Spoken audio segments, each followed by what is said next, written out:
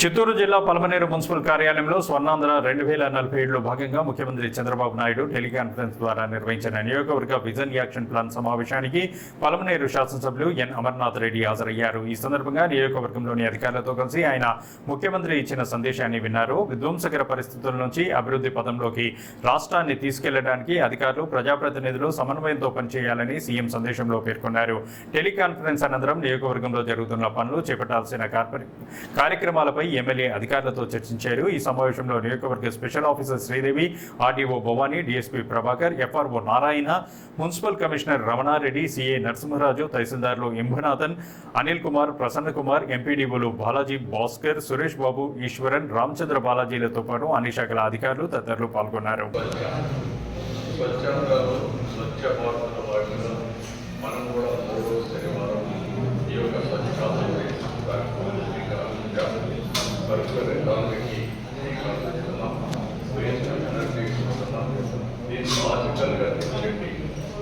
మనం ఒకసారి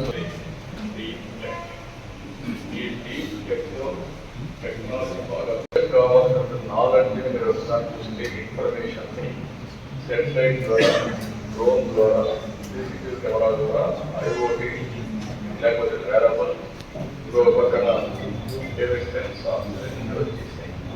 ఇవి వచ్చినప్పుడు రియల్ డేటా వస్తుంది. అవేర్లో ఒక వ్యవస్థ 40 టెరామీటర్స్ రియల్ టైంలో మనం మానిటర్ చేయబోతున్నాం.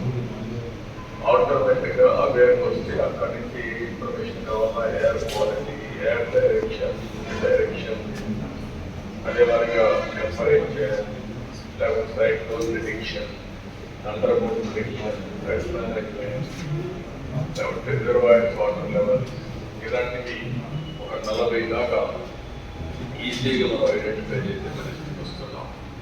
అయితే ఇవన్నీ ఒక ఎక్కడైతే దీన్ని అమలు చేసే నాయకత్వం కావాలి, లీడర్స్ కావాలి.